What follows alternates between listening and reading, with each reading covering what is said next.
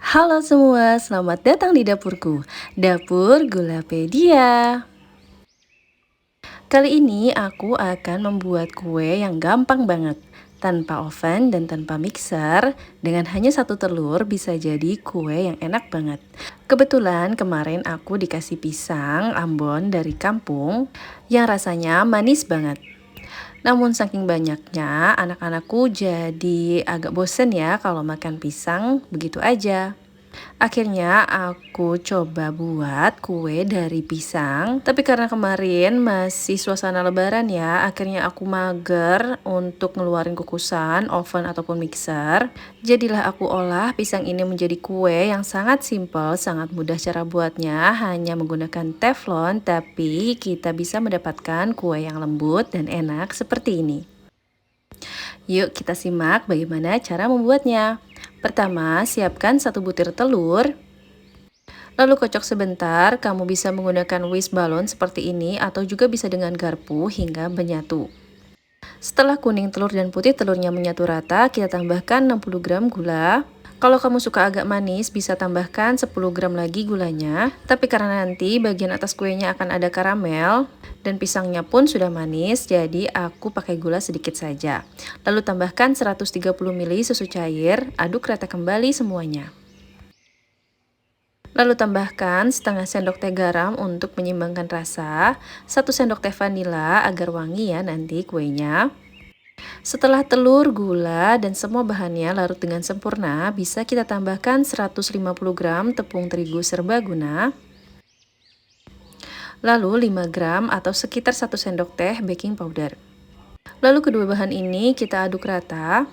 Jangan terlalu lama mengaduknya, cukup sampai tercampur seperti ini aja, ini sudah cukup. Lalu tambahkan 50 ml minyak goreng. Trik untuk menghasilkan kue yang lembut di sini adalah jika sudah masuk tepung terigu, kita tidak boleh terlalu banyak mengaduknya, cukup sampai teraduk rata seperti ini, agar tidak terbentuk banyak gluten dan menghasilkan kue yang lembut. Setelah itu kita siapkan wajan anti lengket dan oleskan minyak pada permukaannya, lalu taburkan gula pada dasar wajan sebanyak 1,5–2 sendok makan. Ratakan gulanya pada permukaan wajan ya. Dan ini dia pisang Ambon kampungnya yang aku punya. Ini rasanya manis banget, jadi cocok banget untuk dijadikan kue seperti ini ya. Kamu bisa menggunakan jenis pisang yang lainnya, asal pisangnya manis. Lalu potong pisang sesuai dengan selera.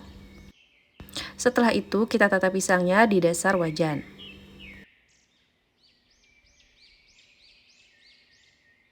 Usahakan semua dasar wajan dapat tertutup dengan pisang ya. Dan ini sudah tertata rapi, bisa kita tuang adonannya. Lalu ratakan permukaan adonannya. Setelah rata seperti ini bisa kita hentakkan agar adonannya rata sampai bawah. Dan kita bisa mulai memanggang dengan teflon dengan api kecil selama 25–30 menit. Jadi awalnya aku coba memasak dengan api sekecil ini selama 5 menit, tapi tidak ada perubahan atau reaksi pada adonannya. Akhirnya aku tambahkan lagi besar apinya. Kira-kira apinya jadi sebesar ini dan kita lihat ya. Nah, ini adonannya sudah bereaksi karena tutupnya itu mulai ada uap air. Maka aku lanjutkan memanggang dengan api sebesar ini selama 25 menit. Lalu setelah 30 menit, kita cek kematangannya dengan menusuk kuenya dengan garpu seperti ini. Jika sudah tidak ada yang menempel, ini sudah matang dan siap untuk kita balik. Dan selanjutnya kita akan memasak bagian atasnya. Dan jika kalian lihat bagian bawahnya itu masih pucat, kalian bisa melanjutkan untuk membuat adonan yang bawahnya itu terlihat lebih browning ya. Karena aku lihat bagian bawahku sudah cantik terbentuk karamelnya, jadi aku bisa melanjutkan ke memanggang bagian atasnya. Jadi kita putar balik seperti ini.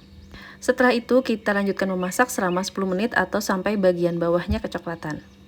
Dan ini kue pisangnya sudah selesai aku panggangnya. Jadi ini adalah banana upside down cake. Yuk sekarang kita potong kuenya, kita lihat bagaimana tekstur dari kue pisang ini.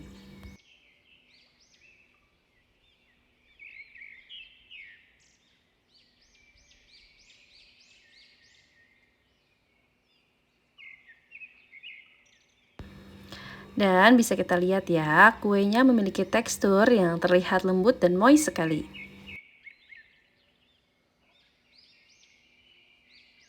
Karamel pada bagian atas kue ini juga terlihat sangat cantik ya, jadi semakin menggugah selera. Jadi, membuat kue pisang sangat mudah, tanpa oven, tanpa mixer, tanpa kukusan, menghasilkan kue yang moist dan lembut seperti ini. Bagian agak tricky menurutku pada saat kita memanggang kuenya di atas wajan. Kita harus memperhatikan benar-benar apakah suhunya sudah tepat untuk memanggangnya. Jadi sesuaikan besar atau kecilnya api kompor kamu saat memanggang kue ini ya. Kalau kamu suka dengan kontenku, jangan lupa subscribe, like, dan share. Terima kasih telah menonton, semoga bermanfaat.